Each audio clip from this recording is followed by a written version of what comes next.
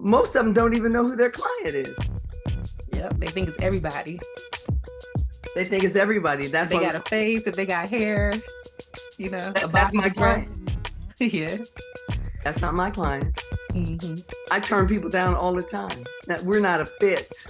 Yeah. And you have to be able to do that. But then that goes back to the bondage part. If you're living beyond your means, you can't afford to say no. So wait for something better. I love that for you. Praying. Maybe I need to get on eHarmony. Shoot. And leave these other ones that are free alone. Oh, leave the free ones alone. Mm-hmm. It's just, you have to make an investment. You have to make an investment in yourself. You've got to feel like you're worthy. And in order to do it, if you have to spend $40 a month for 3 months, people would spend that on martinis. People would say, oh, I'm thinking about hiring Crystal. Oh, not right now, because, she's got cancer. Oh, no, we're not doing that. Mm-hmm. That's why I didn't say anything until July 13th, when I had my last radiation treatment, and I drove out of the parking lot, and I pulled over on the side of the road and went, I did that shit. Welcome to the Friends in Beauty podcast, a safe space for ambitious beauty industry creatives to have real talk, get authentic answers, and practical tools to grow their businesses. Join me every week as me and my special guest reveal the keys to longevity and success in the beauty industry, from the ups and downs of their journey to the nitty-gritty of their struggles and triumphs. We're spilling the tea on it all, and most importantly, having fun while doing it. You ready? Hey, what's up? It's your best friend in beauty, Aquia Robinson. Welcome back to another episode of the Friends in Beauty podcast. I am so happy to have you here, and I hope you're listening to this episode in high spirits and in good health. Now, on today's episode of the Friends in Beauty podcast, I'm really excited to welcome Crystal Wright to the Friends in Beauty guest chair. So Crystal Wright is a beauty business coach, an author of what most people or most beauty pros consider their beauty Bible, which is the Hair, Makeup, and Fashion Styling Career Guide. It's phenomenal. So welcome to the Friends of Beauty podcast, Crystal. Thank you. I am so excited to be here. I am so excited to have you. Yeah, it's wonderful. Wonderful. Thank you. Of course. You have been in the beauty industry. You're like a staple in the beauty industry. So to have you here is just an honor. And I already know the Friends of Beauty audience is going to love this conversation. Wonderful. I'm excited. Yay. So before we jump into all the good stuff, we're going to start off with some icebreakers to have a little fun, get us warmed up. And so the Friends and Beauty audience can get to know you outside of what you do professionally. Okay. So the first one, just give us 3 random facts about you. I'm from Tacoma, Washington. Okay. I am one of 3 children, and I'm the oldest. Okay. And I met my partner, Stewie, on eHarmony. Oh, nice. I like that. How long ago? Believe it or not, 10 years ago. Nice. Were you just like watching one of those commercials and saw eHarmony? It was like, let me try this. No, it's like he makes jokes about it all the time. He says, you were dating on all the online sites. But I had been on a couple of sites, and I just felt like if you want to meet a man of substance, you have to make an investment. Don't think you're going to spend $5.99 a month and find a dude who can take you to France. That's not going to happen. Right. That makes so much sense. Right? So I was living in LA. He was living in the UK. I went on eHarmony. I saw he looked at me, because you know how those things are. And I was sitting there going, well, are you going to do something? Shoot your shot. He did. He took his shot. On the 27th of July, he was on his way to Houston. The 1st of August, he flew me to Houston to meet him. And that was August 3rd. And that is our anniversary. August 3rd, 2013. That's how long we've been together. Wow. I love that. I love that story. And he's a good dude. I love that. I love that for you. Praying. Maybe I need to get on eHarmony. Shoot. And leave these other ones that are free alone. Oh, leave the free ones alone. Mm-hmm. It's just, You have to make an investment. You have to make an investment in yourself. You've got to feel like you're worthy. And in order to do it, if you have to spend $40 a month for 3 months, people spend that on martinis. Right. That's like 2 drinks at going out $40. Right. And the thing that I used to tell my friends in LA, you have to be open. You cannot go into it thinking, well, I don't want to find a guy that's in Atlanta or Chicago or New York because I live in LA. How's that going to work? I'm like, you're getting way ahead of yourself. Yeah. Just have the cup of coffee. Just have the cup of coffee. I love that. Yeah. Just have the cup of coffee and then see what happens. Okay. Love that. So what is your guilty pleasure right now? Ooh, what is my guilty pleasure? Mine is reality TV. Mine is anything British or Scottish or period piece on Netflix. That's my guilty pleasure. The Crown, which I'm watching now. I cannot wait for Bridgerton to come back on the 25th on Christmas. I think it's Christmas. I watched Outlander, which is all about Scotland. Though that's my guilty pleasure because I don't watch too much TV. But when it comes to those things, I will sit and binge watch 6 hours of one of those. Yeah, I feel you. I don't watch a lot of TV either. So a lot of times I find myself just trying to watch a movie because I'm like, I don't want to get sucked into a series, but if it's a good series, then I'll do it. I'm the same way. I'll look and it'll say series. I'm like, oh no, I can't do that. I scroll right past it like, nah. Yeah. I'm excited about seeing the Napoleon movie that's coming out, I think, on Thanksgiving. Oh, okay, cool. With I can't think of his name, but he played the Joker. I'm very excited about that because I love period pieces. I love history. That's gonna be really good. I forgot who is playing Napoleon. I did see the preview for that. I'm like, this is gonna be good. Oh yeah. Yeah, for sure. It's gonna be really good. Yeah. So I have these things called pod decks that have like random questions in it. This is a would you rather and a what the heck. Oh, yeah. But which one do you want? Would I rather or what the heck? They both crazy. I don't know. Sometimes they have interesting crazy. Really? Okay. Would you rather? Would you rather? Okay, let's see. Okay. Pick a random. That's so funny. Well, hold on. I will see it with another one first. Okay, the first one that I got was, would you rather have very fat arms with skinny legs or vice versa? Fat arm with skinny legs. No, I'd rather have fat legs with skinny arms for sure. Yeah, me too.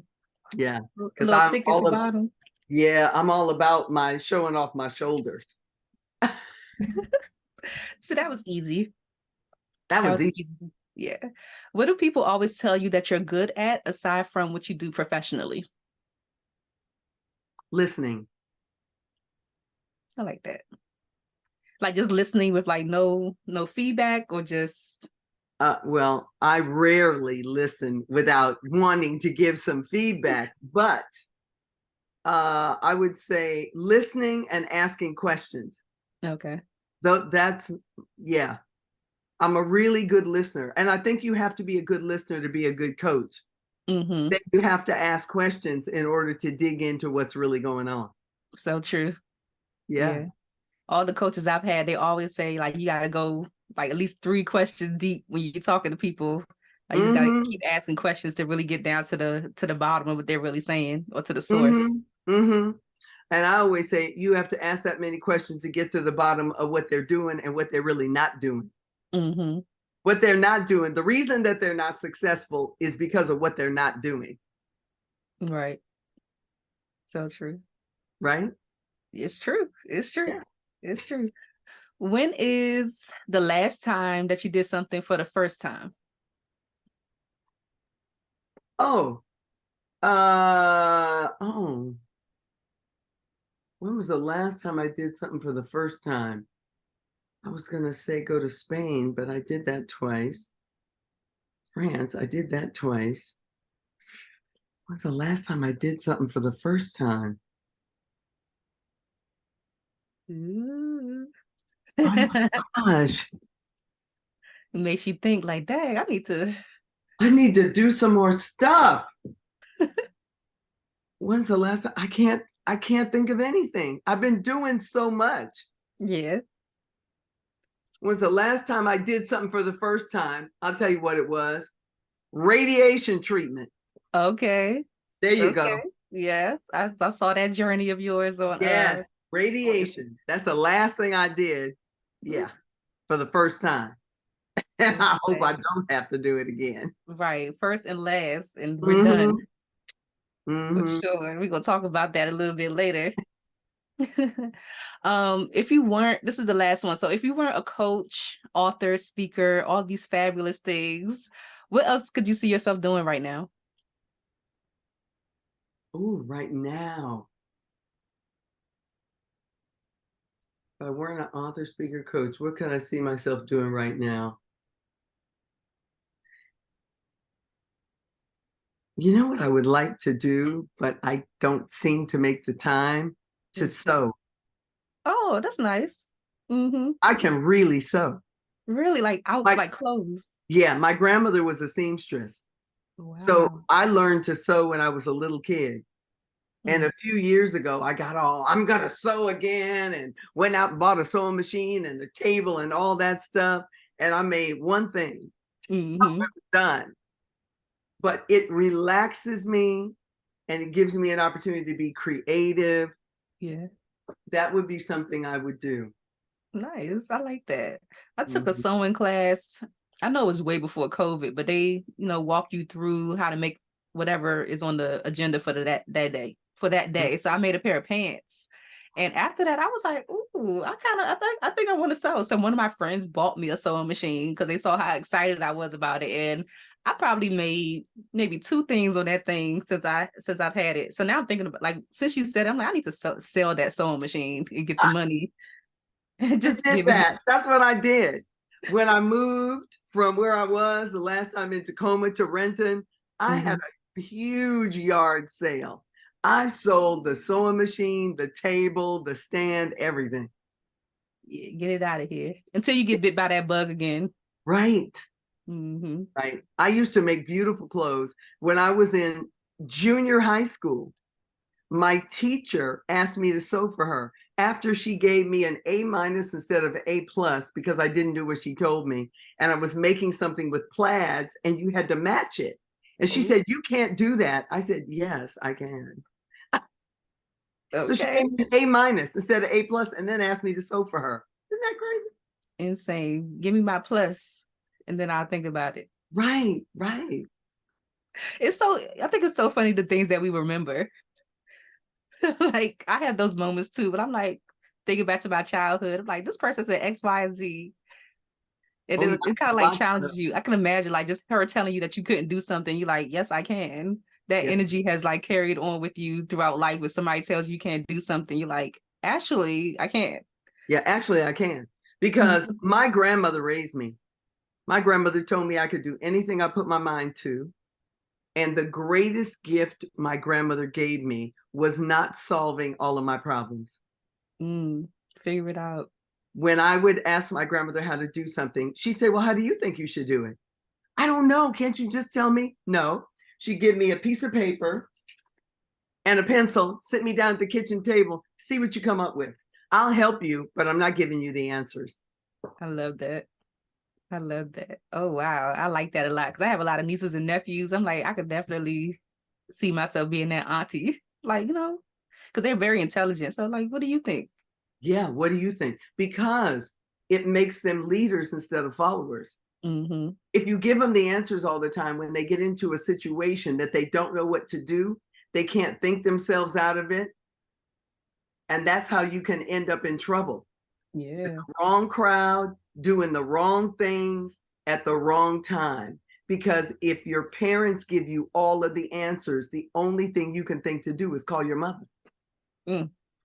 And it's a lot of people still calling their mommy your daddy. That's at right. this grown big age. Yeah. I like that a lot. So I want to start off by saying I remember when I first met you.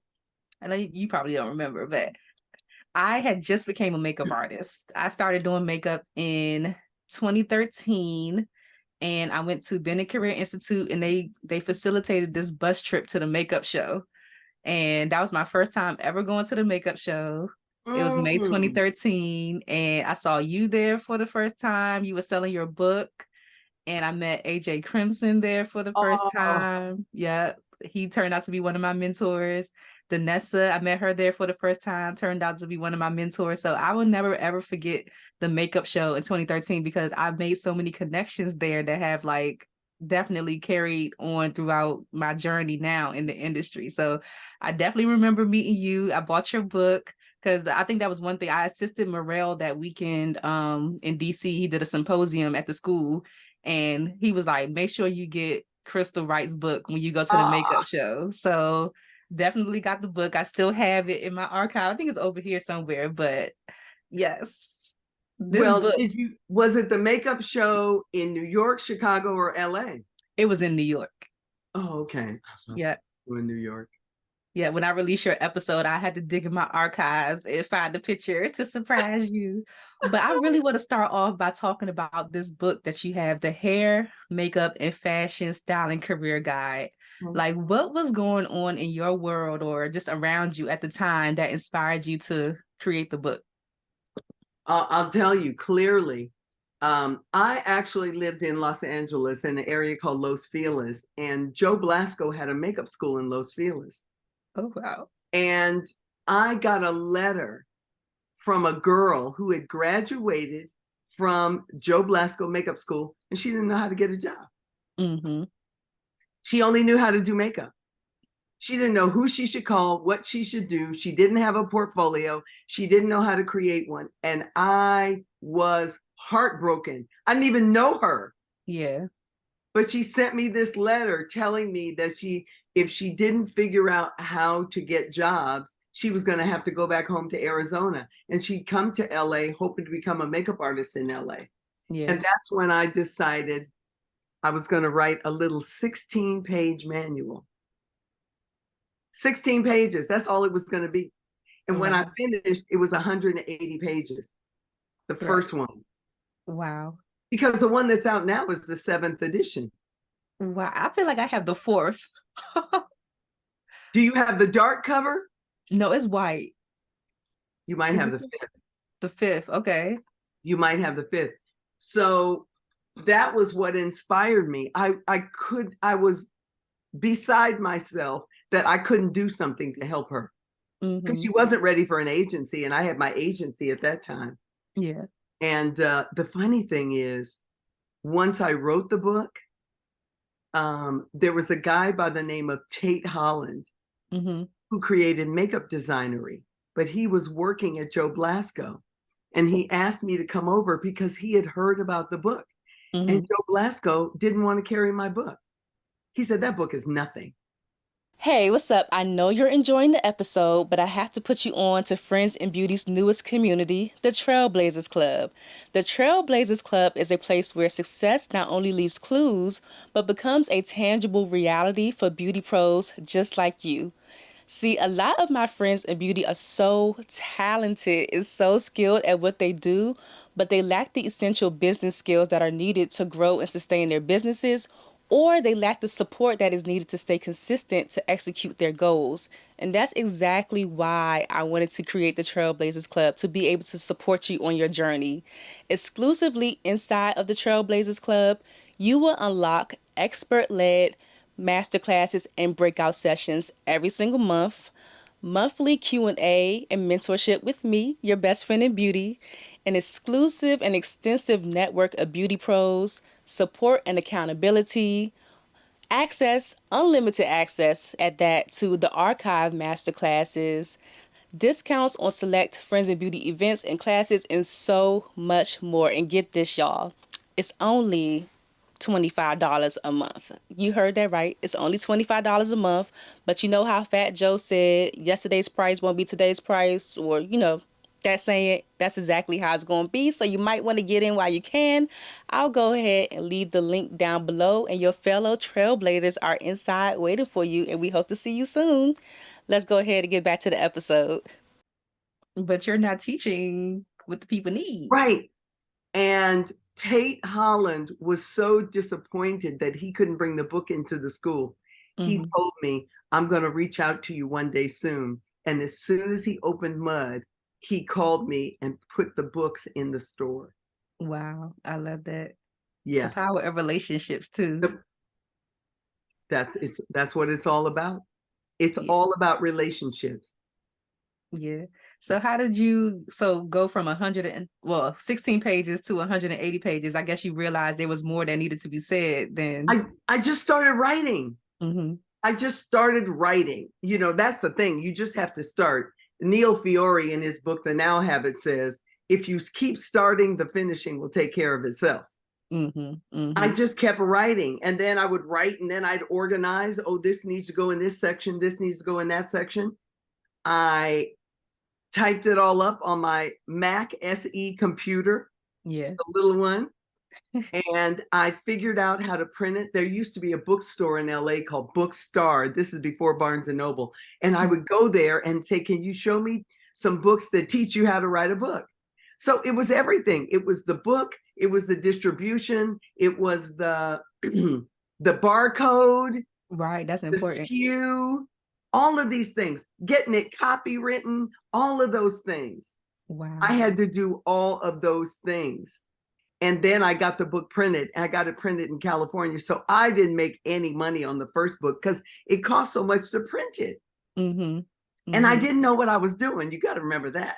Right. But I remember going to my P.O. box, because back then there was no internet. I go to my P.O. box. I made these flyers and I mailed them out. I can't remember where I got mailing lists to mail them out, but I did. And then I'd go to my P.O. box and there would be checks in there for $39.95. Okay. And when I got the books printed the first time, and they brought them on 2 pallets and put them in the garage, my husband couldn't even park his Range Rover in the garage. The garage was full of books. I love that.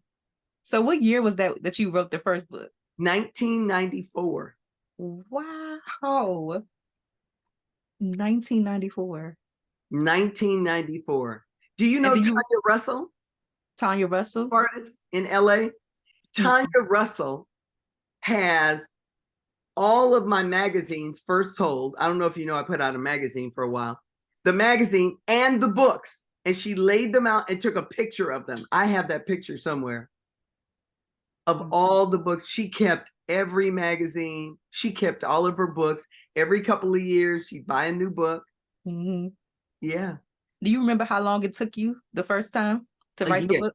Took me a year. Okay. To get it out, to write it, to publish it, copyright. Yes. Okay. And nobody wanted it. Nobody wanted it. I tried to get a publisher. Nobody would publish it. Nobody wanted to carry it. There was one bookstore in LA called Samuel French Bookstore. It was an entertainment bookstore on Sunset Boulevard. So I went up there and I told them I had this idea for a book. And if I wrote it, would they carry it in the store? And they said, yes. And then the guy, his name was Jim Fox. He said, how much you want to charge for it? I said, $39.95. He said, no. Nobody's going to buy that book for $39.95. I said, no, I think they will. He said, I'm telling you, nobody is going to buy it. I got the book done. I wrote it. I printed it. I took 10 of them up to Jim Fox at Samuel French Bookstore. And he looked at the book and he's like, oh my God, you've done a fabulous job. Because I did it all myself. Then he flipped it over and it was $39.95. He said, Crystal, I told you, maybe $14.99, maybe $19.95, but nobody's going to buy it for $39.95. I said, okay, I tell you what. Just try it first. Put it in the store. If nobody buys it, I'll come back and get it. 2 weeks later, he called me back and said, can I get 25? Right. I got in my car, put the books in my car, got in my car, drove up Sunset Boulevard, drove up in front of Samuel French, got out, opened the trunk, like selling bean pies out the back of my car, and handed them to him. Uh-huh. A month after that, he went to the American Booksellers Association convention in Chicago and called me up and said, I need 400 of those books. Wow. And I said, not that $39.95 book nobody was going to buy. He said, I have no explanation. I said, I told you, there are lots of people who want to do this and they don't know how to do it. Right. And that is the story of the career guy. I love that. So you were obviously feeling a need, feeling a void at that time. Because I always hear coaches say, as long as you help people get what they want, then you can get what you want as well. That's right. That's right. And I just wanted, at the time, there were only like 5 agencies in LA. You think about how many makeup artists and hair people, everybody was not going to have an agency. So what were the people who didn't have agencies going to do? Yeah. They didn't know what to do. And nobody would tell them, kind of like now. Nobody would tell them exactly what to do. Yeah. And that's why I wrote that book, all the way down to sending in your paperwork, getting your jobs confirmed, petty cash, everything that you needed to know that I thought of. And every time I redid it, I'd add something more. So the new one is 384 pages. Wow. Because times are changing, things are changing. Things are changing.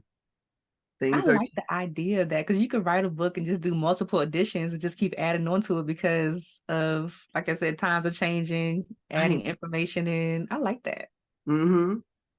How have you been able to just like leverage the book over the years to grow your business? Oh my gosh. Well, the thing is, the book made me the expert on career building. Okay. Not just for makeup artists, makeup, hair, fashion stylists. It made me the go-to person, and people would just send people to me. Oh, you need to talk to Crystal. Go get Crystal's book. Go take Crystal's class. So then I started getting calls from people like Michael DeVellis. Michael DeVellis had me come and sent me out on tour to do a smaller version of my portfolio workshop in the Mac stores. Wow.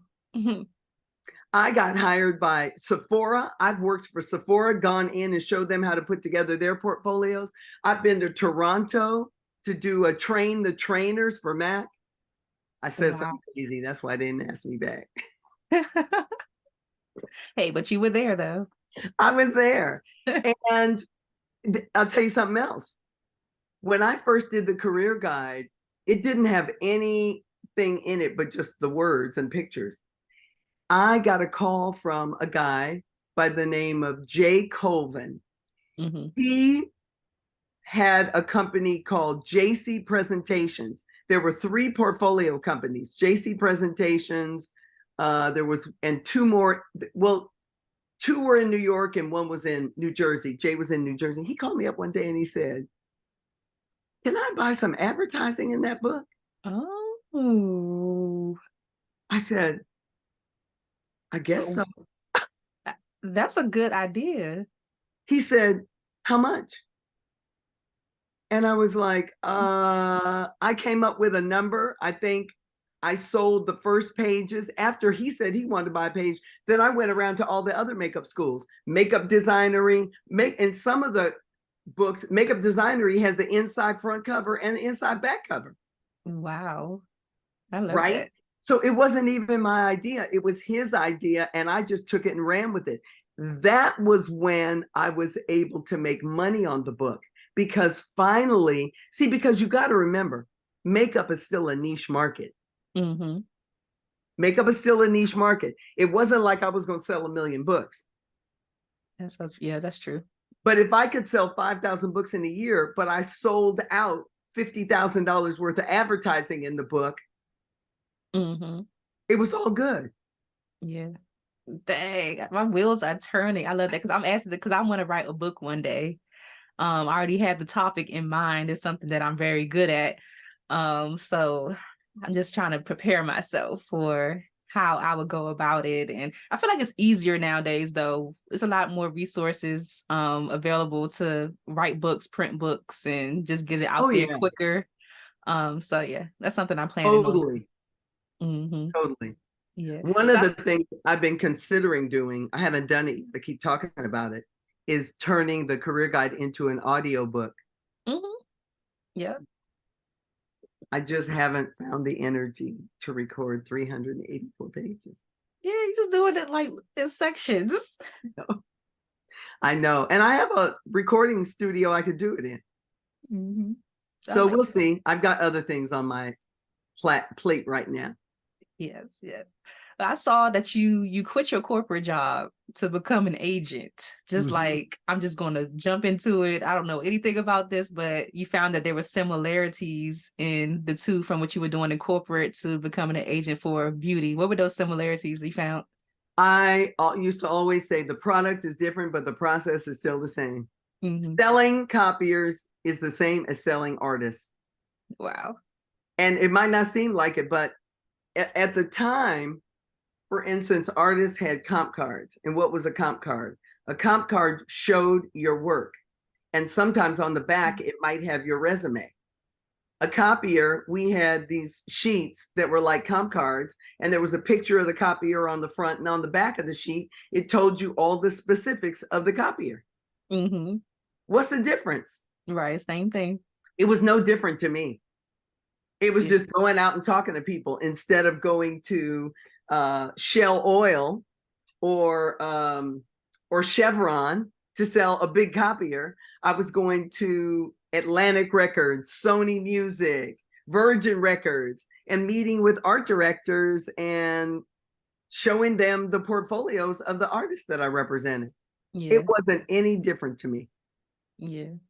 How did you get your first client as an agent without having the experience in like the beauty industry? Well, that's a good story. You mean client, you meaning artist? Yeah, artist. I quit my job to represent this photographer, Bobby Holland. Okay. Look him up. His work is amazing. But he fired me. He fired you afterwards? He fired me like 6 months later after I quit my job and to represent him. And I loved what I was doing. I had found my space in the sun. I was like, this is it. This is what I love doing. And one day I went to the studio and he changed the locks on the doors. Just out of nowhere. Out of nowhere. He was the kind of person who said, Black people got to stick together. We got to do this. We got to do that. We're in the struggle together. And I met this woman who was also representing a photographer. And I was so excited to meet her. I had created all these systems and stuff at Bobby's, and I couldn't wait to tell her all about it. Well, that wasn't what he meant. Do you know what I mean? That wasn't what he meant. And he didn't like it. His exact words to me, remember how you said you think in the past, the things you can remember? His exact words to me were, as long as you're going to do what you want to do and you're not going to do what I want you to do, I'm going to have to do what I don't want to do. And that severed this relationship. So he was upset that you shared some systems and just tools with her. That I created. Right? Not only that, but we had been able to keep our Xerox and memory writer typewriters. And I took my Xerox and memory writer typewriter down there and replaced the IBM Selectric, said we need to use this because it was all electronic and fabulous. Yeah. But how about this? Fast forward about 15 years later, I'm in LA on Wilshire Boulevard at this club. And it's dark in there. I can't really see people. And the waitress is standing there, and I said, hi, can I get a whatever I was drinking at the time, probably a Kir Royale. And I heard this voice say, I'll get it for you. Bobby, you gonna buy a drink for me? Right. You sure? Yeah. Yeah. And he said to me, honestly, he said, you scared me to death. you were just, because I'm like a bull in a china shop. It took me no time to understand what was going on and how to do it. And what had really happened was, the more competent he found that I was, the more responsibility he gave me. The more responsibility he gave me, and the more he told people to talk to Crystal, people would call up and ask to speak to me instead of ask to speak to him. So on the days that he wasn't doing anything, he wasn't doing anything. Yeah. But, we kissed and made up. That's good. We kissed and made up because I adored him. Do you hear me? I thought he was one of the greatest photographers. And let me tell you what he was shooting.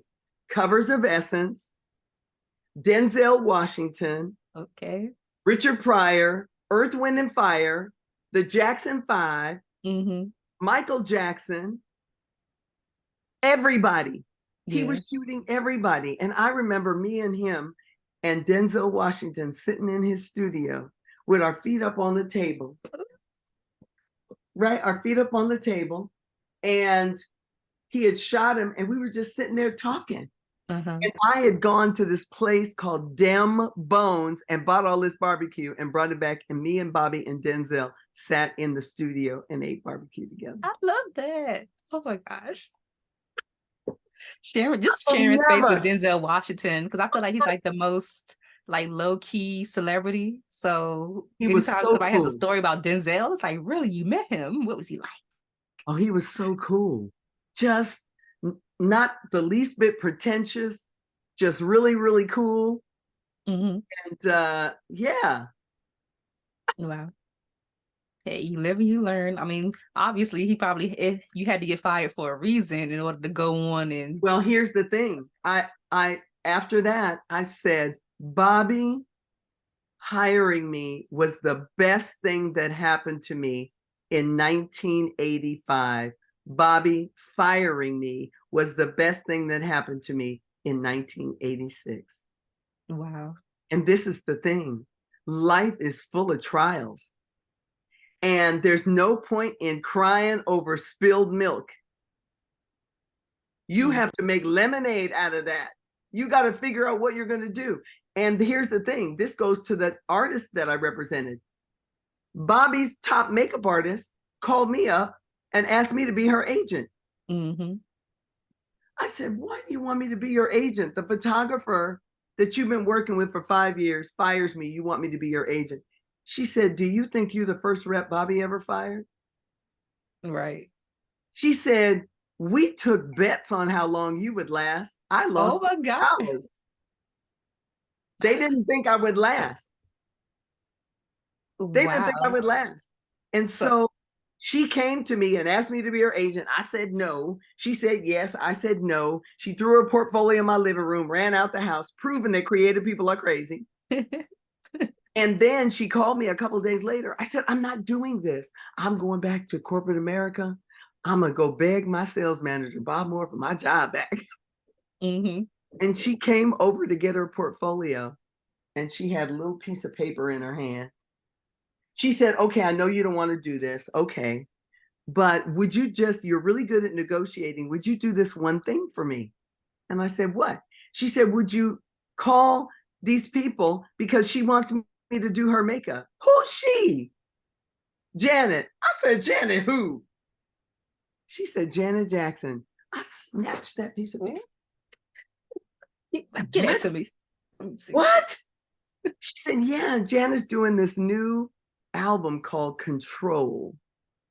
And she wants me to do her makeup. And that was the very first makeup job I negotiated.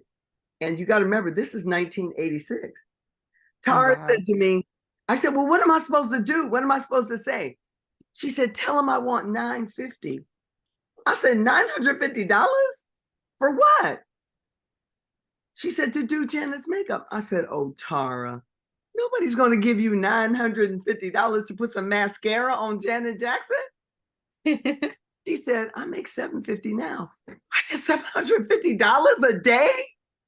That was when I learned about it. In 1986, though. 1986. 1986. I got her $950 on a 10-hour day, time and a half from 10 to 12, double time from 12 to 14, triple time from 14 on. And those videos were like 3 days in a row, 17 hours. The first check I got from Propaganda Films was $9,140. And I didn't even know I was supposed to charge them an agency fee on top. Right.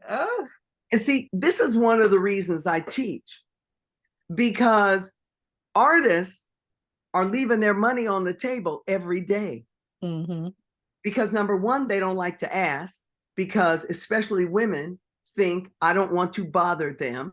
Yeah. So they don't ask. And then they get on set and find out that somebody standing next to them is making $200 more a day than they are. Mm-hmm. Right? Right. Or they had to drive 5 hours when they should have insisted on having a flight and a hotel. But they don't know what to ask for, and they don't know how to ask for it. Wow. It's huge. It's very huge. Let me tell you, how about this? When I represented makeup, hair, and stylists, we did a lot of jobs for Essence. As a matter of fact, I just found a whole thing when I went to my storage, all these tear sheets, Essence tear sheets and all that. Do you know that whenever my artists work on editorial, and I don't care whether it was Essence, Rolling Stone, Vanity Fair, I always got overtime if it went over. And it always goes over. Do you know why people don't get overtime? But they won't ask. That's right. Because you don't even have to ask. All you got to do is write it on the deal memo and send it over and let somebody sign it. Mm-hmm. Mm-hmm. And it's always going to go over. Every production that I have ever worked on, it's never been this time to this time. It's always going to go over. Right. And artists are working for free. You might have been getting $1,000 for the day. At 10 hours, you made $100 an hour, but now it's 12 hours and you're not at $100 an hour anymore. Now you're at 80. Mm-hmm. And if it goes 14 hours, you're at 65. Right. You're losing money. You're losing money. Yeah. Uh-huh. What about the productions that already have their set budget and they say this is the rate? Do you recommend people negotiating that? Why shouldn't you? Okay. Listen, here's the thing. They expect most of you just to go, okay. And you go, okay, because you don't know how you add value. And you can't communicate how you add value, because most artists think the value they bring is where they went to school, the classes that they took, and the people that they worked on, and the people that they studied under. But in truth, your value isn't wrapped up in your ability to solve problems for the producer on set. Hey, I know you're enjoying the episode, but I need you to do something really, really important for me, like right now. I need you to leave a 5-star review on Apple Podcasts and let the people know how much you love the Friends of Beauty podcast. See, in the podcast streets, I'm going to let you know something. If you don't leave a review, then people don't know that the show exists, and then the show won't grow. Reviews are so essential to the continued success of the Friends of Beauty podcast, and plus, I really just want to know what you think about the podcast. I appreciate all the DMs, but a 5-star review would be even better. I would love to read your review on the show and give you a shout out for being a loyal listener. And if it's not a 5-star review, don't even worry about it. All right, don't even worry. Just go ahead and send me an email, honey. We ain't got time for that. If you're watching me on YouTube, don't forget to subscribe, give this video a thumbs up, and even leave a comment to share a takeaway from something that you learned so far. If you don't subscribe or give a thumbs up, then the YouTube streets don't know that the Friends of Beauty podcast exists either. You see how this is going? This is a group effort, and I appreciate you so, so much. Okay, I'm done. Let's go ahead and get back into the episode. But if you can't, see, the thing is, if you don't know how you add value and you can't communicate it, then when they say this is what we have to offer, you have nothing to say. Yeah. Because what you should be saying is, oh, that's not a bad number. Let me tell you what I was thinking, and let's see where we can work this out. It's like you don't even have to be, artists get so like this. And I think people are also nervous of like, well, if I come back with a number that they don't want to pay, then maybe they just say, never mind. Then I don't have a job at all. That's true. But you know why that is so impactful? That's impactful because you don't have enough stuff in the pipeline. Mm-hmm. If you haven't been putting yourself out there for people to find you, you're always in desperation for whatever job is being offered to you. So true. The other thing is, if you're spending more money than you make on stuff you can't afford, you are in bondage all the time because you always have to take the job in order to pay your bills for the stuff that you've maxed out. So true. You haven't given yourself any room. You've got to give yourself some room to be able to negotiate. You've got to be able to give yourself some room to be able to say no. Mm-hmm. And you've got to learn how to communicate to the decision maker why you're worth the extra money that you're asking for. Yeah. Yes. Oh, wow. I love this. I know this is like people are having aha moments right now. I can already feel it. I can already feel it.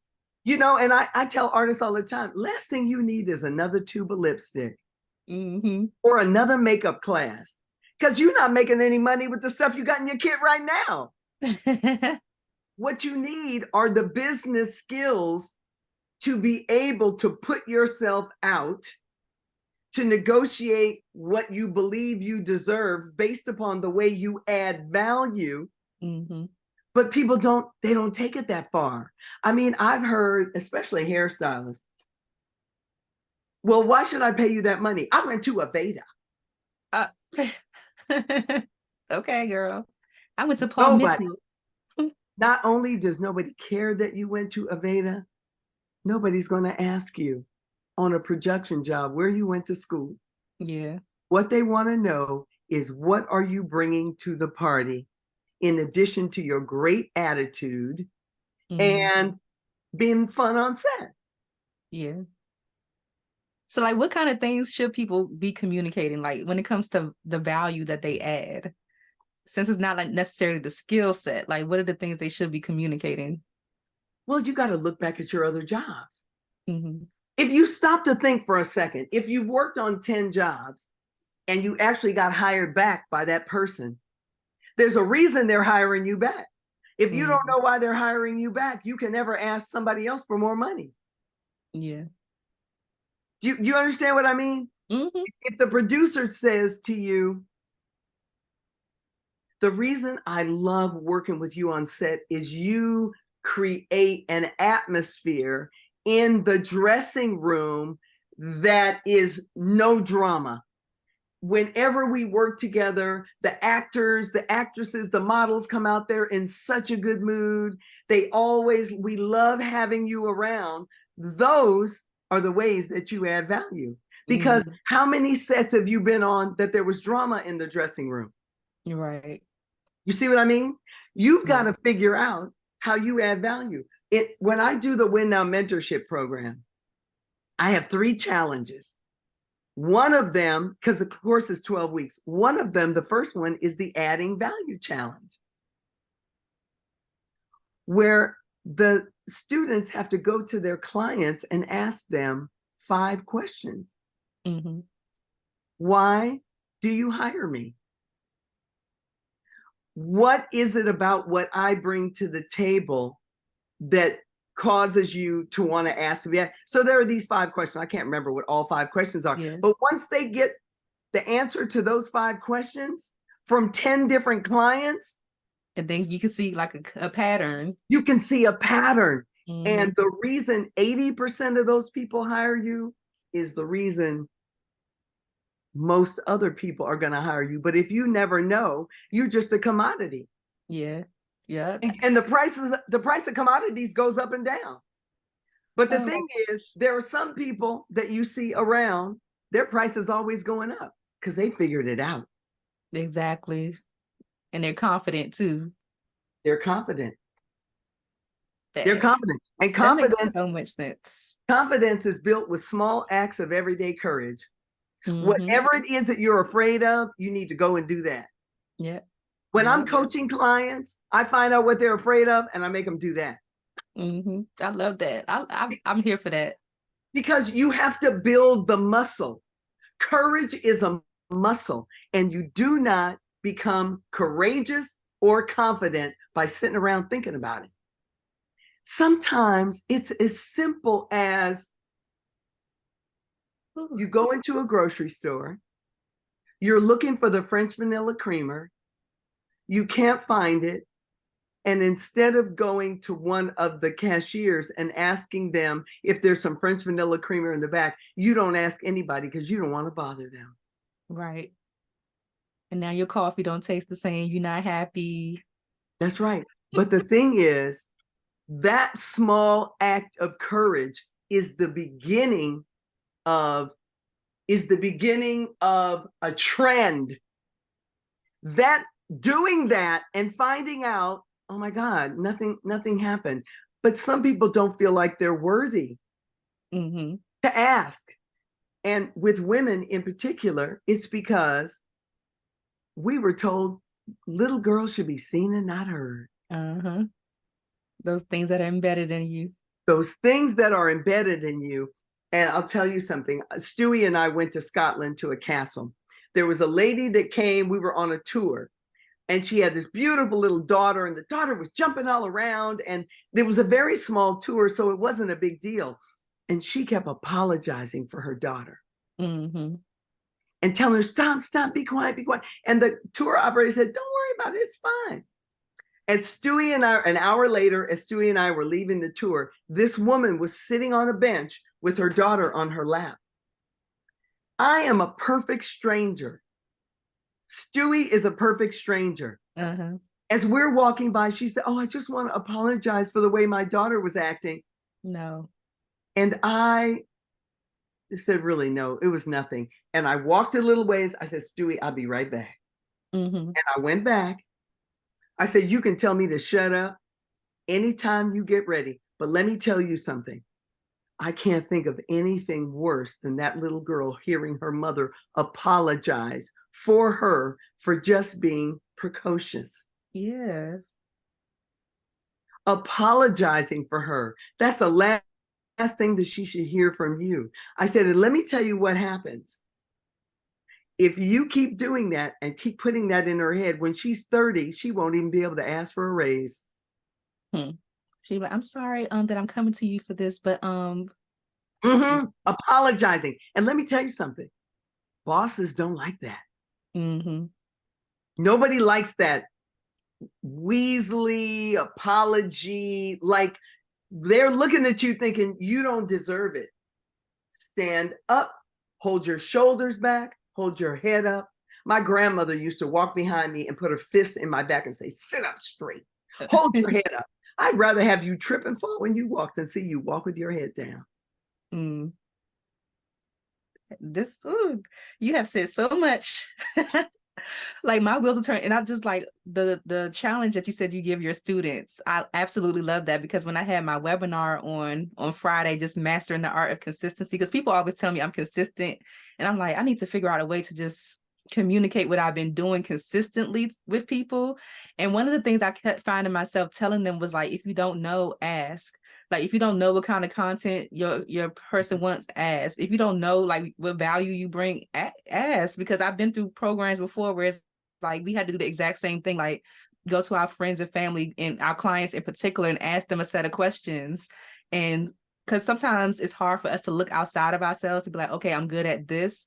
But when you see a bunch of people pointing out things that they notice within you, you're like, oh, like I didn't even realize like that's just a part of who I am. Like I didn't realize it was impacting people in that way. So I absolutely love that you mentioned like surveying your clients and gathering that information. It's going to help so much. Artists are so afraid to ask their clients what they think. How can you be afraid? This person just hired you. You want to know what they think. And I had an artist in one of the Win Nows a few years ago, and she gave that survey, a hairstylist, to all of her clients. And see, the thing about giving somebody the survey is you open up a door for them to communicate with you, because people a lot of times won't tell you what's wrong. They'll just start finding somebody to replace you with, because they don't feel like you have given them the space to be honest. So when you give them the space to be honest, and then they know you're not going to be upset about it, whatever they say. And this client told her, well, I love the way you color my hair, but a couple of times I left here and there was dye on the back of my neck. And I didn't realize it until I was in Neiman Marcus and somebody pointed it out to me. Now, how embarrassed is she? Right. And the thing is, she wasn't going to suffer that forever. She would go find somebody else who wasn't do that instead of telling you, because the door wasn't open for her to be honest. Wow. So if you're not getting a call back from somebody, you might want to dig a little deeper. Right. But at the same time, if you're not getting a call back, don't think it's something you've done wrong. That's the other thing, internalizing it must be me. When the thing to do is just to reach out and ask. You never know. They might have just exhausted their budget, realized they don't need makeup and hair every single day, you know? Exactly. It's not even a slight against you. This is like a random question that I just had, but like, how good are you with your own hair and makeup now, with like being surrounded by all of these beauty pros for over 30 years? Like, are you good with your hair and makeup? I've always been good with my hair. I color my own hair, which I did 2 days ago. And I blow it, flat iron it. I've always been good with my hair because I started doing my own hair when I was 12. Oh, I love that. Am I good with the makeup? No, I don't think so. I don't think so. I watch, oh yes, I do. I watch Delina Medin. Yes. I watch Ellie Luna and a couple of other people. But I just love what they do and the way they explain it. And of course, Delina is one of my clients. Yes, I saw. Delina is one of my coaching clients. So I can just call her up. I can't tell you how many times I've been in a Sephora. I hate Sephora. I hate shopping for makeup. It is so overwhelming. I have to know exactly what I'm going in there to get. I'll call Delina and say, Delina, I need something for this. And she'll say, oh, okay, you need this. She'll send me a text and then I'll go in and say, this is what she told me to get. Right. Because I don't want those Sephora artists telling me what I need. It's hit or miss sometimes. It's hit or miss. Hit or miss. But yeah, there are a few people that I watch. And yeah, like Delina will call me up and say, your makeup looked really good. I gotta get her on here because you're the second person to mention her. Like, I follow her, but somebody else mentioned her a couple of other times. Like, at least 2 other people have mentioned Delina, and I'm like, I know exactly what you're talking about. But have you know she's got a podcast called It Takes a Village. Yep. Let me tell you, Delina has something to say. Delina was the most courageous client I've ever had. I love that. Whatever I told her to do, she just did it. Just like when I was a sales rep, I just go out and do it. So I'd say, I want you to go do this. Okay. She wouldn't think about it. She wouldn't get in her head. She's like Mel Robbins says, 5, 4, 3, 2, 1, go. Yes, I love Mel Robbins. Yeah. Right? 5, 4, 3, 2, 1, go. Yeah. I feel like that's how I've been in coaching programs, from what I've observed, at least the coaching programs that I've been a part of in the beauty industry in particular. I feel like I've always been the person that implemented what the coach said while I watched back while other people would make excuses as to like why they couldn't do it, or, you know, just holding themselves back. I've always been the person to just like, even if I was scared, a lot of times it wasn't things that resonated with me. I'm like, I don't know if I want to do that, but I would still do it. Like, because you just never know what the result is going to be. You're in your head about what you think is going to be, but you don't actually know if that's true until you actually go out and do it. Exactly. I call that, what was I going to say? Doing it scared. Just do it scared. You don't have time to wait until you're not scared. Because it's never Because going the to happen. thing that's scaring you is not going away until you take an action to do something. Mm-hmm. It's so simple. This is the beauty of one-on-one coaching, because people cannot get away. If it's a group coaching thing, it's They can easy fade to the for them. back. They can fade in the back. When I do the Win Now Mentorship Program, you know what I tell them? Sit in the front of the class. It's online. I'm like, sit in the front of the class. I said, now I'm going to ask a question, and I'm going to say, who has something to say about this? And if nobody says anything, I'm just going to pick you. So you might as well sit in the front of the class and raise your hand and say, I'll tell you. And after a couple of weeks, they just get used to it. And see, this is the thing. The things that scare you are the things you need to be doing. Mm-hmm. Yeah. Those are the things you need to be doing. And the coaching relationship is one of accountability, because I am not doing the work for you. I am going to tell you what to do. I am going to give you the answers. That is what you are paying for me to do. But you have to do the work. Yep. And a lot of people have a problem with that, but you got to push yourself, y'all. You got to push yourself. You got to push yourself. I mean, I've got some very, very, very successful clients. Yeah.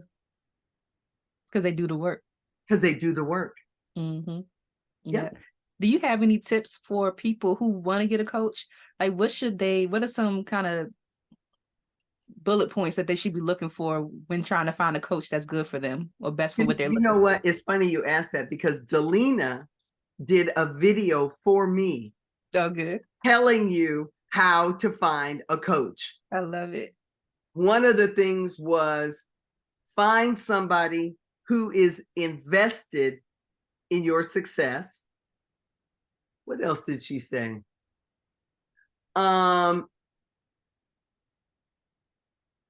Make sure that the person that you're hiring has a track record, has some receipts. See, This is the thing. I find, how old are you? I'm 36. You're 36. Okay, so 36. Your generation, not you, but your generation likes shiny objects. Shiny object syndrome. We're like, ooh. Yeah, exactly.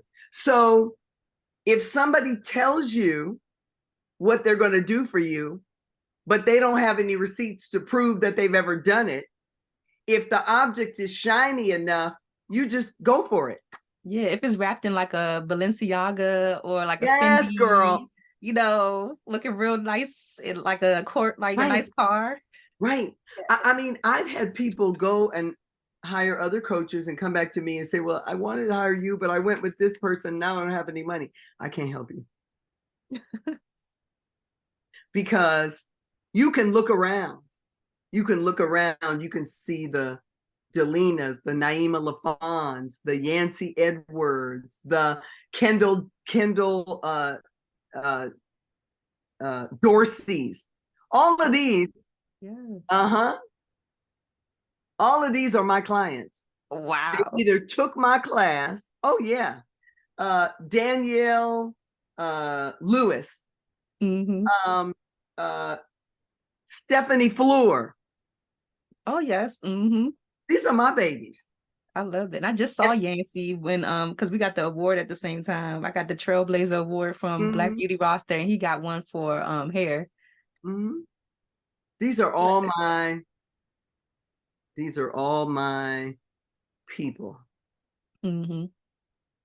And then newer artists, Cassandra Normal, who moved to LA, Shaharli, Blake.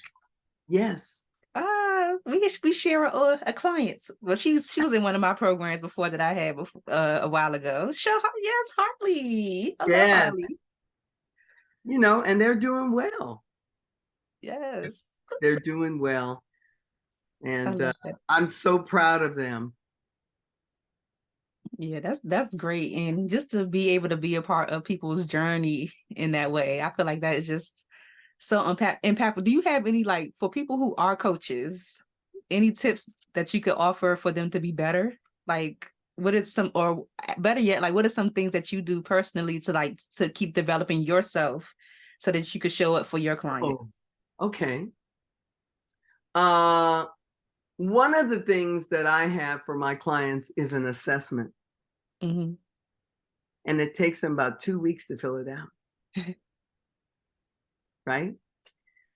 And it's a deep dive, because rarely is an artist unsuccessful because they're not talented. Mm-hmm. They're unsuccessful because they're not following up and following through. They've got some underlying issues from when they were kids. Mm-hmm. You know, so for me, it really helps. That assessment really helps. And it doesn't just uncover that, it lets me know what your lifestyle is like. Like, if you are 36 years old, you got no kids and no husband, you can do anything and go anywhere. Mm-hmm. But if you've got 2 kids and a husband, that means the strategy has to be different for you, because you can't pick up and leave your kids. So that's one of the things. The other thing is, I have a coaching journal for my clients. Mm-hmm. And it has some very impactful questions in it.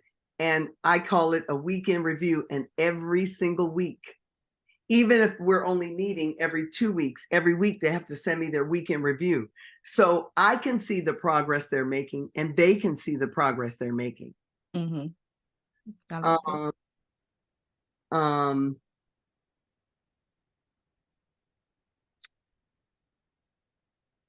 It seems like just several touch points for them to just keep themselves accountable. Yeah, keep themselves accountable. And yeah, I have created the whole thing, because I took a couple of coaching courses and I saw what they had. I said, oh, I can do better than that. Mm-hmm. And I don't just have makeup artists. I have a client that used to be a makeup artist. I had a client that used to be a makeup artist, and she decided to open a wine distribution business. Oh, nice. In New York while she was living in France. Mm-hmm. Okay. I've got a communications CEO of a communications company. And I've had photographers, because I started out as a photographer's rep. Yeah. So yeah, I mean, I've created this system, and at the end of the day, it's the accountability. And I'm not for everybody. I'm tough. Mm-hmm. Because I don't see how me being easy on you is going to serve you when you're dealing with a producer on a job who's bearing down on you, and you've got 10 artists that are underneath you. Yeah. And I would rather you learn how to bear up under the pressure with me, so that when you get on set, it's a piece of cake. Right. Dude, I'm scared now. Look. Yeah, I mean, you know, one of my I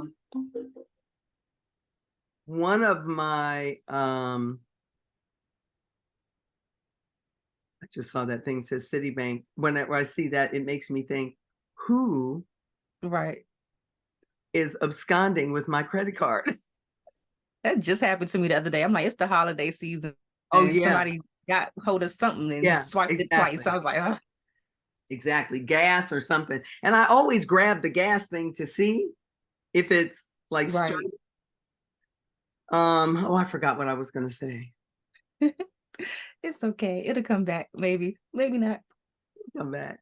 Yeah. One thing that I also, cause I was like stalking your site and stuff like that. And you alluded to something about maybe like losing a job or being an agent at the time and having like financial issues in the midst of like running the business. It was something that it was on the site. But I just wanted to know, like, just for people who may be in situations like that, maybe they're a coach or something like that, and the finances aren't necessarily financing the way that they would like, but they have clients. Maybe they're just mismanaging their money. I don't know. Like, Well, what? It can be that they're mismanaging their money. It can be that they need to raise their rates. That, yeah. And it can be that you're not given enough value. Mm-hmm. Most of my clients, a lot of them are referrals from other people. Mm-hmm. Somebody that's working with me tells somebody else that they need to work with me, and that person tells somebody else. So most of the people that come to me were referred to me by somebody else. Mm-hmm. And I always say, I'm not cheap, but I do get results. Yeah. I do get results. And that's what it's all about, getting results and creating an independent you with the courage to command the numbers that you want so that you can support yourself and your family and have a lifestyle that you enjoy. Mm-hmm. Mm-hmm. Yeah. Like mindset wise, how do you stay mentally tough when your current lifestyle doesn't match the perception of what you provide for people? Well, that's somebody's personal problem, isn't it? Mm-hmm. That's putting something out there. I'm not putting something out there. I do not have the time to fake it. Right?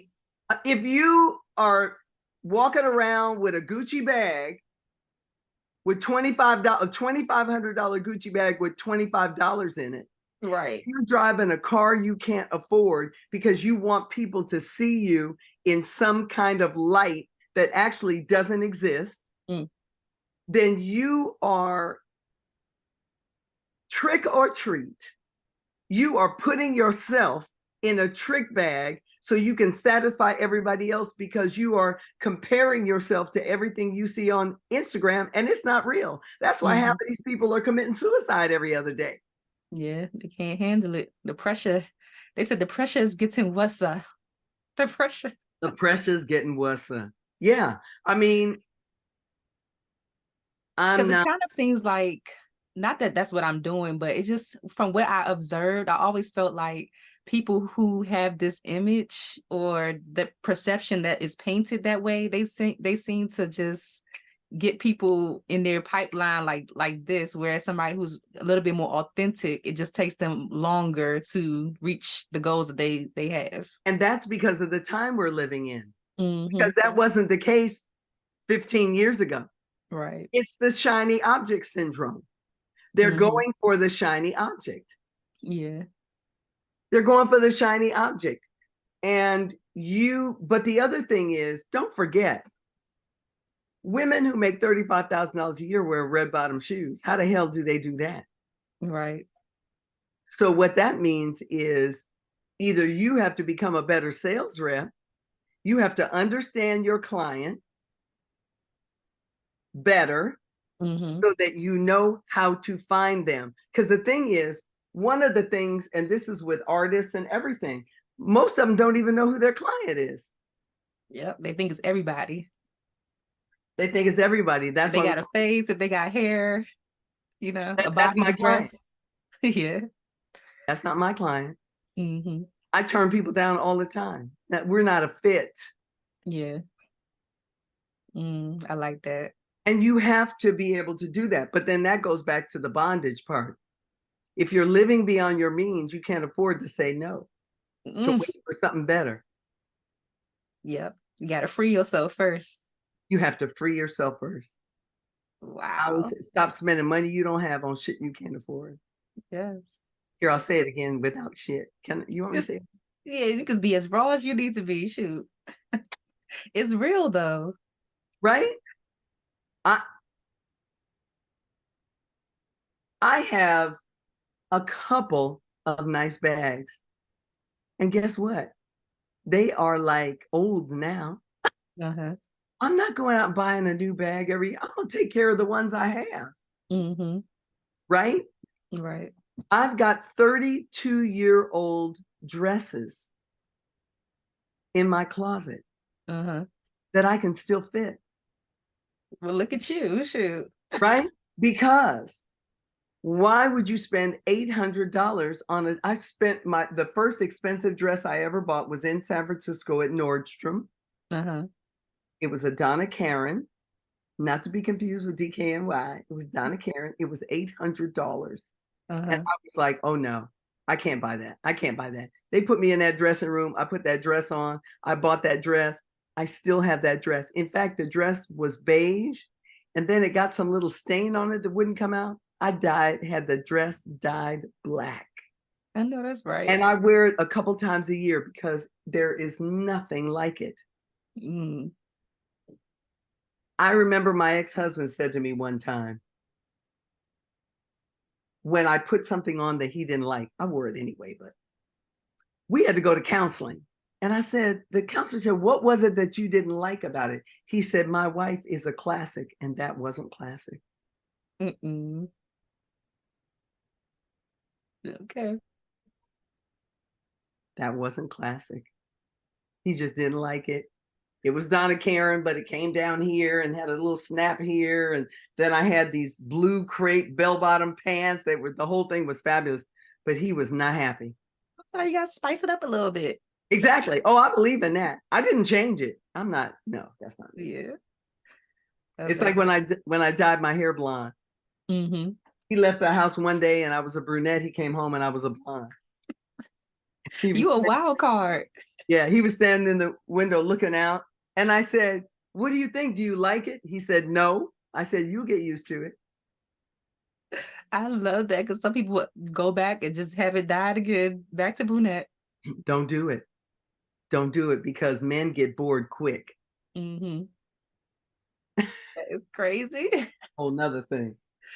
Before we wrap up, I did want to ask you or just touch on, you mentioned having radiation. I know that you went through some health challenges recently. I would love to know how you're doing, of course, now. Oh, I'm doing great. Okay. I was in the UK. I was here. I went to the doctor because my doctor saw something, one of my lymph nodes was swollen. I go to the doctor. The doctor says, well, I want to do a biopsy on you. Can you come back tomorrow? I said, no, dude, I'm leaving for the UK tomorrow. He said, you want to do it now? Yeah, do it now. Mm-hmm.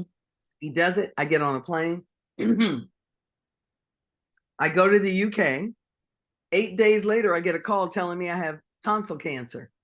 Oh, wow. Right? So then I had to come back. Mm-hmm. So a couple of weeks later, or a week later after that, I had to come back. Mm-hmm. And I started this process. Here's what I learned.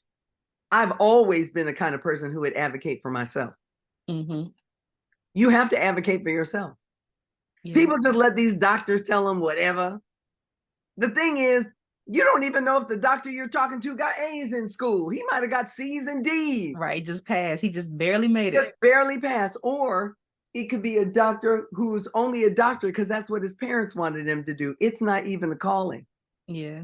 So I started from the very beginning, gathering all this stuff and information. I had to go to all these tests and all these scans. And when I went to meet with the surgeon and the whole team, I went in there with my notebook.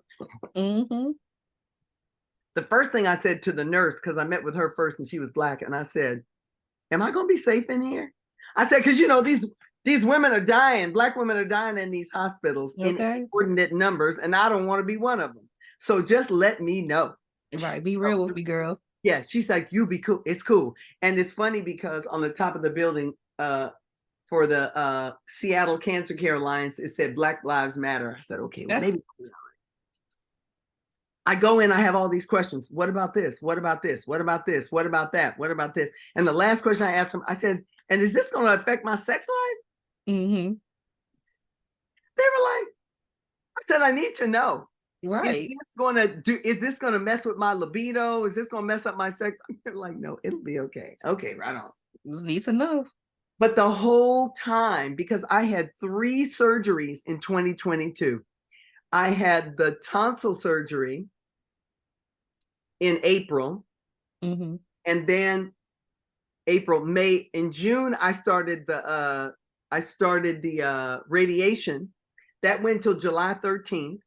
Mm-hmm. And then in August, I had a full hysterectomy. Wow. And then in November, I had a hip replacement. Oh my gosh. I had all that done. But let me tell you, I went in when I went to see the doctor for my hip and my hysterectomy. I said, now, Dr. Winter, I chose you as my doctor.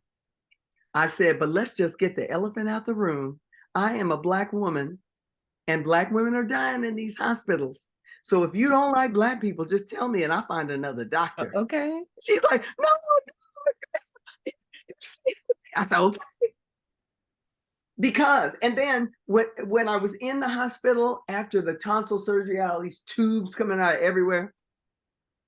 And in the morning when doctors do rounds, they come around and they stand around the edge of your bed like something you saw on TV. And they start talking about you. They're not even talking to you. Excuse me. They're like, oh, somebody's here. Would you like to introduce yourselves? How about you first? Who are you and what do you do? And who are you and what do you do? And who are you and who are you? And I made them all introduce themselves to me. They weren't ready for Crystal, right? They weren't ready. And then they start talking about stuff. And the thing is, they'll label you. They say, well, the patient has high blood pressure. Excuse me, I do not have high blood pressure. My blood pressure is high. But that's not, But I do not have high blood pressure. And I don't want you saying I have high blood pressure, because then you and the nurses will start treating me for an affliction I do not have. Mm-hmm. And then when they left, they said, we'll be back in a little bit. They left and they never came back. When they came back the next day, I said, oh, hold on a minute. I said, yesterday, you said you were coming back in a little bit. A little bit is not a unit of measure. Right. I need to know when you're coming. Well, this is the way we do it. I don't really care how you've been doing it. And I always smile. I don't really care how you've been doing it. Because if you tell me you're coming back in a little bit, my little bit is different than yours. My little bit, I think 24 hours. I think you're coming back in half an hour. Your little bit might be tomorrow. Right. So that's not going to work. And they all start looking at their watches. And so when are you coming back? We'll be back at 2:30. Sounds great. I'll see you then. Because you have to control what is going on in there. That is what I want to write about. That journey of taking care of yourself, of advocating for yourself, and even my doctor wanting to put me on a statin because she said my cholesterol was high. I said, shouldn't you be talking to me about my diet? Not putting me on a statin. She wrote the prescription. Why? Because they get paid when they write those prescriptions. And I never cash them out either. Y'all can write it all you want. I'm not picking it up. You can write all you want. And so I didn't take it. And I come back and she said, oh, your cholesterol is going down and that you're not being bothered by that statin. I said, Dr. Wynn, I didn't take that. I'm not taking that. Right. I am not taking a statin, because I asked her, okay, well, if I start taking it, when can I get off of it? Blank stare. I said, never. I can't get off of it, can I? No. That is crazy. So how did you go about running? Like the business kind of just stopped when you were going through everything? No. I never told anybody except my close circle of friends that were in a WhatsApp group. And I swore them all to secrecy. Nobody could talk about it. I worked through the whole thing. Wow. I worked all through 2022. I didn't tell my clients because I knew what would happen. People would say, oh, I'm thinking about hiring Crystal. Oh, not right now, because, she got cancer. Oh, no, we're not doing that. Mm-hmm. That's why I didn't say anything until July 13th, when I had my last radiation treatment, and I drove out of the parking lot and I pulled over on the side of the road and went, I did that shit. Yes. Oh, yeah. Oh, God, that gave me chills. Right. And it gave me chills because I feel like the climate that we're in on social media is they just want you to be so transparent and share all these things that's supposed to make you relatable. And of course you could choose to share what you want to and don't, but the fact that you just kept it shut until everything was completely over. Oh yeah. I didn't say a word. I'm operating business like normal. But you got to remember, I'm a different generation. We have real privacy. Yep. You are 36. I am 65. Mm-hmm. Right? Yeah. So I am not compelled to be putting all my business in the street, because all of that will come back to bite you. Yes. Oh my gosh. So you're in remission now? Oh yeah, I'm done. Okay. It's fine. I'm fine. I've got an appointment on the 29th, but I had scans recently and there's no cancer. That's great. Oh. I have some issues with my throat, where phlegm gets caught in my throat, but my clients take such good care of me. Tita Lio Bankole, the manicurist, sent me this. Oh, nice grapeseed oil. She said, put this on your neck every day. Put it on your neck, rub it in. Wow. Because the thing is, I don't have lymph nodes anymore. So the stuff has to go somewhere.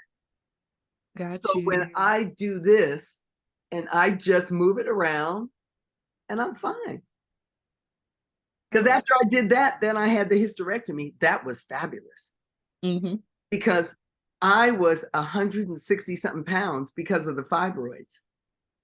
Yeah. And once that was done, and it's not like the old days when they used to cut women across their belly. They don't have to do that anymore. It's just like a little teeny tiny incision here, and through my belly button. And my doctor told me I couldn't work out for 8 weeks. I put it up on the calendar.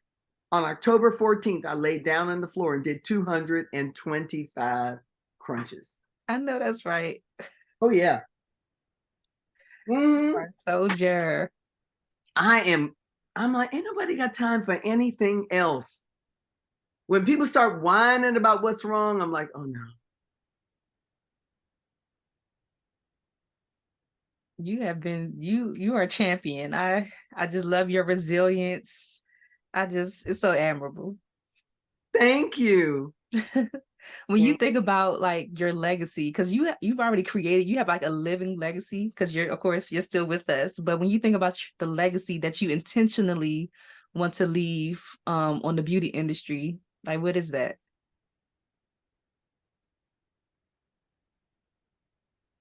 I want artists to be empowered to do for themselves. That's what I want. I wrote a couple of years ago, I help women to find and use their outside voices to achieve their goals, be productive, feel respected, and confident about their future. That is it. When I leave this earth, I want to know that you guys got all the tools you needed to sustain yourselves and your families and your lifestyles, and also that you didn't squander your blessings. Yeah. That you don't squander your blessing, that you don't misuse it or not use it.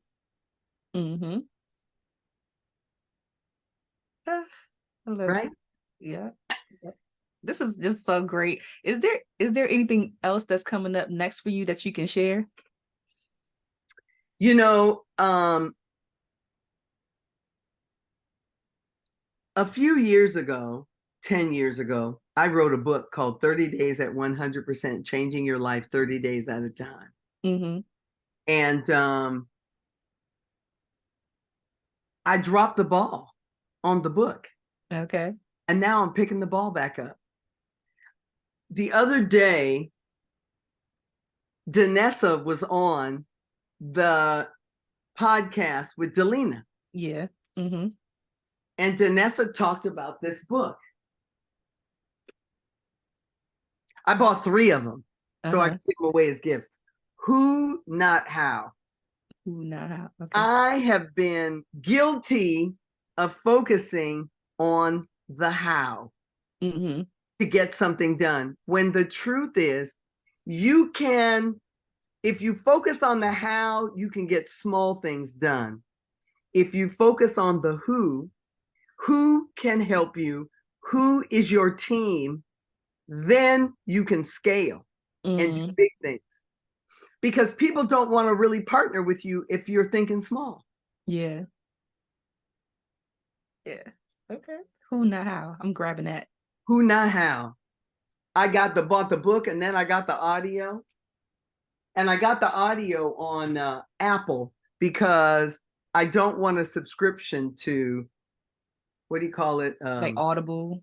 I don't want a subscription to Audible because I've got 20 books in my library and I haven't listened to all of them. So as long as they're in my library, I can listen to them whenever I want. I'm like, I'm not getting a $14.99 monthly subscription for a bunch of books I'm not going to listen to. So you listen to them in iTunes or something? Yeah, it's actually. I didn't even know you could listen to books on I'm new to Apple products, so I didn't even realize you can do that. Books. Hold on. Wait a minute. Oh, I got to get my thing open. This has been so great. Oh my gosh. I'm so glad you had me on. Me too.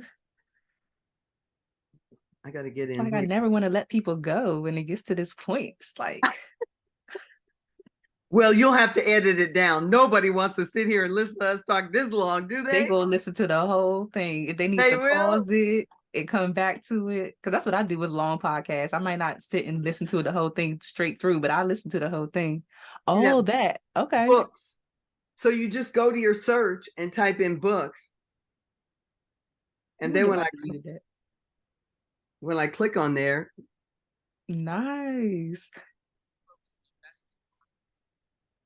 Change both in himself and in the entrepreneurs and coaches. I love that. Okay. I hope I didn't delete that because I just deleted a whole bunch of stuff off my iPhone because of my storage. So that's okay. You can put it back. It's probably there because I think it's one of those Apple things that's always there. Yeah. Yeah. Wow. Okay.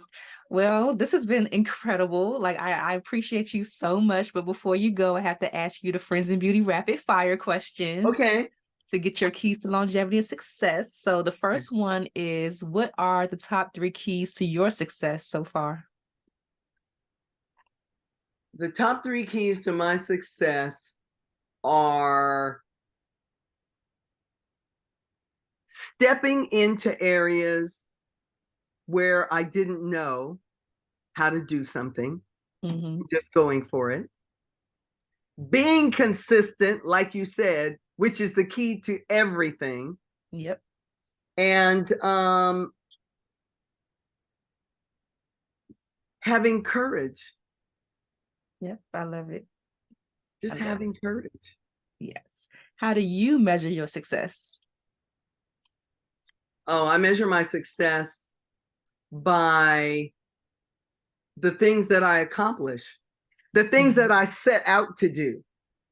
Actually do them. They're actually doing them, because everything else is just nothing. It's like 30 days at 100%, even though I put it out and I sold quite a few books, is unfinished business.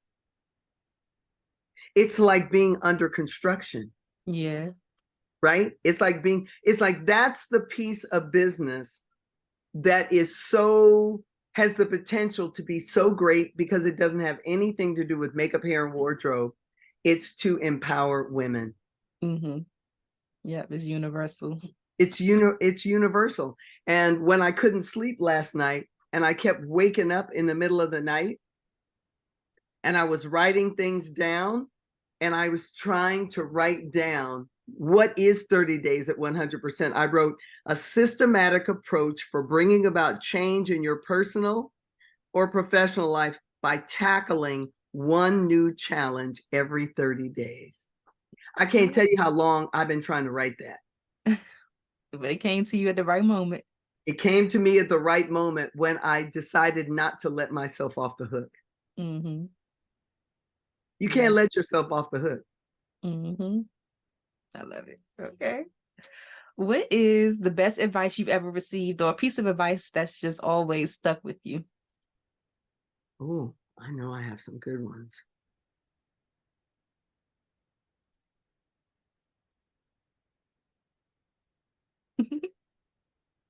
Piece of advice that's always stuck with me.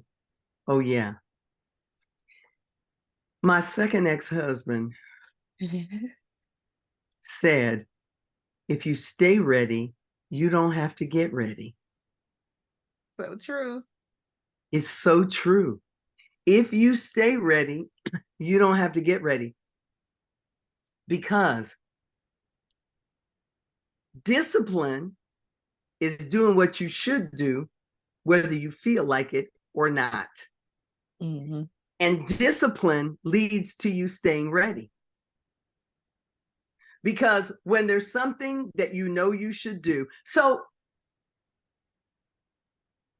one of the things that I have people do in my Win Now mentorship program is I have them complete a sentence. I am 100% win. That's part of 30 days of 100%. I am 100% win. So you choose an area of your life. It might be your finances. I am 100% when my checking account balance is X. I am 100% when my credit score is 820. I am 100% when my checking account balance is never below or is always above $1,500. Once you've done it, you go and you pick one thing you're going to work on for the next 30 days. Because that I am 100% is the standard that you are setting for yourself. It is the standard of excellence you are setting for yourself. And once you've said it out loud, and now you need to, I am 100% when I do this. When you're not doing it, you're making a choice and a decision to be less than 100%. I can't wait for this book. It was out there. It was out there, but the thing is, I came up with a couple of things I wanted to put in it. One of them is my wall of wins. Mm-hmm. And there was something else. Me and my best friend, we do mini wins. We'll have like little celebrations, like even if it's something small, like just little milestones, you know. Yeah. Right. I am 100. The process is your I am 100% wins, your wall of wins, because in particular, when something goes wrong business-wise in a woman's life, she starts beating herself up for everything. And the wall of wins reminds you that you're still winning. Yep. You can look up there and go, but wait a minute. I'm still a badass. That's right. Look at that. I can see that. And then identifying and planning for what could derail you. A lot of times people don't plan for what could take them off of their A game. Right. Right? Prepared because it's going to happen.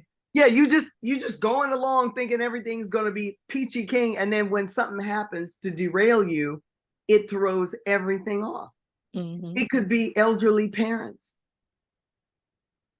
It could be that you're an only child and you have elderly parents, and if something goes wrong there, you're going to be the one that has to move back home to take care of them. Yeah. So what can you do now? What things can you put in place to help you with that so it doesn't derail you? Absolutely. Oh, this is so good. Right? Yes. What advice would you give to a beauty pro right now who is just ready to give up on their business and go back to corporate? I would say if you've ever been successful, go back to the basics. Because a lot of times what happens is that you start going and everything is going great, and then you start slacking up on how you got there. Yeah. Right? Back to the basics. Go back to the basics. The next thing is ask for help. If you're a good person, you can ask for help and somebody will help you. Right. If you're a jerk, nobody cares. Right. Right? Go back to the basics. It happens all the time with my clients. They'll call me up and, I need to get back into coaching, or I need to do this. I said, wait a minute. Really? Do you really need that? Right. Tell me what's wrong. This, and this. Didn't I already teach you how to do that? Oh, yeah. Don't you have notes?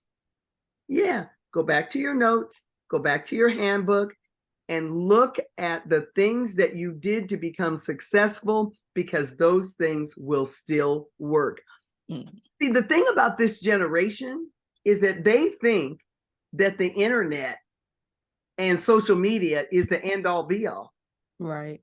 They think that's all you got to have, and you're going to get discovered and be famous. Yeah, that makes sense. But the truth is, the thing that has never changed is that this is a business of relationships. Yep. And if you don't know how to build relationship, create relationship, work inside relationship, you might be successful for a while, but then a lot of times it just all falls apart because nobody likes you. Nobody wants to help you. There's no such thing as I did it all by myself. Right. I didn't do what I did by myself. I couldn't have done what I did without so many people stepped up to help me. Michael DeVellis, when he owns the Powder Group, but Michael DeVellis started the makeup show. Yeah. Right? And it was Michael DeVellis that wanted to send me out to do classes. That legitimized what I was doing even more. Yeah. That relationship. I've been trying to get him on the podcast too, but he's just so busy. I'm about to text him right after this too, because he gave me his number. But oh yeah, it's like over a year I've been trying to get this man on the podcast. Oh yeah. But yeah, for sure. Yeah. What is a resource that helps you or has helped you in your business that you could share with the friends and beauty community? Oh, that is a big question. A resource. I would say the most recent resource that has changed my life, and this will work for some beauty and fashion professionals because now everybody wants to teach. I took a class, and in the class, I was introduced to Kajabi. Oh, yes. And my website is on Kajabi, and it has literally changed my life. I know that's right. That is a fabulous, fabulous tool. Okay. A tool for makeup and hair artists, I would say a lot of people use Pinterest. I actually hate Pinterest, but they use Pinterest. But LeBook, are you familiar with LeBook? I haven't heard of it. LeBook.com is where you can find the top photographers in the world and see the kind of work that they're doing. Because when you start thinking about your I am 100% win, and you start thinking about the kinds of jobs that you want to do, most artists don't even know where to go to find the photographers that are actually working on those jobs. Okay.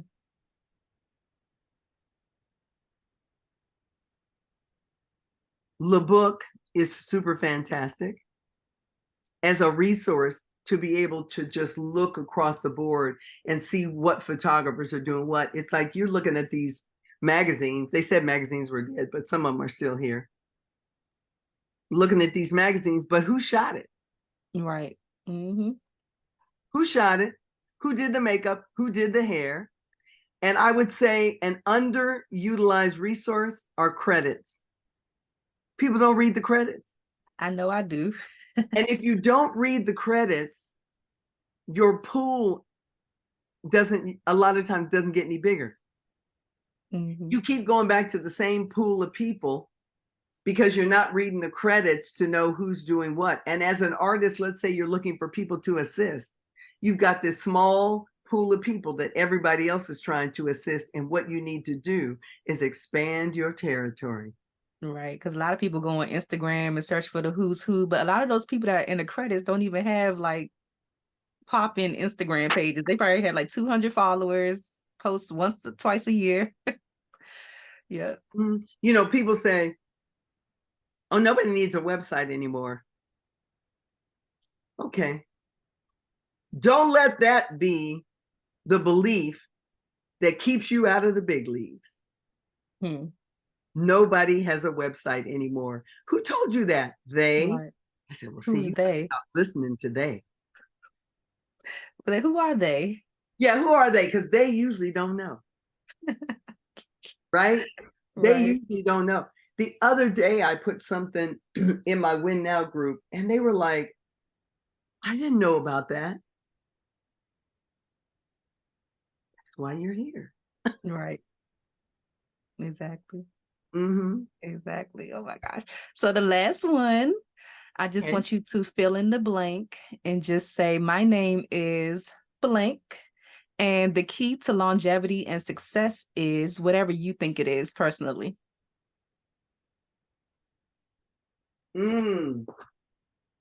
My name is Crystal Wright.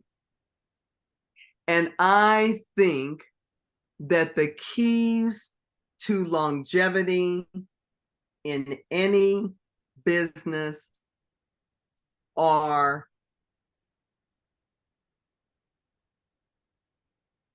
trustworthiness, showing up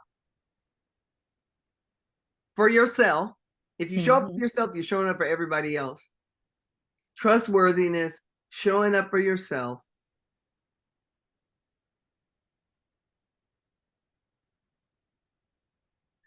Doing what you say you're going to do when you say you're going to do it. So that people can count on you. Yeah. Because you can't go very far if nobody can count on you to do what you say you're going to do. Yeah. Yeah. I love it. I love it. Oh my gosh. This is like a dream come true. Okay. So before you go, so silly. Before you go, please share like your social media, website, however you want people to connect with you, follow your journey, get coaching, purchase this book, like everything, anything you want to share. Okay. So my website is crystalwrightlive.com. You can find me on Instagram and TikTok at Crystal Wright Live. I am on LinkedIn as Crystal Wright Live.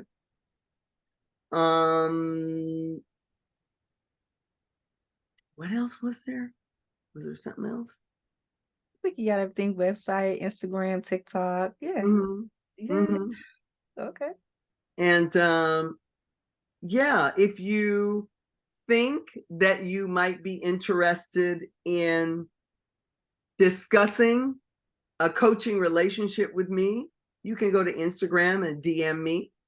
And I always respond back. I always reply. My email address is crystal@crystalwrightlive.com. Don't forget the live.com on it. And yeah. Well, I just have to express my immense gratitude for your time, for you pouring into us, for this amazing conversation. Thank you so much for joining us on the Friends of Beauty podcast. I'm just like so tickled right now. And yeah, I look forward to continuing to tap into what you're doing, purchasing the book when you revamp it, and just, yeah, thank you so much. You're very welcome. Thank you for having me on. You're welcome.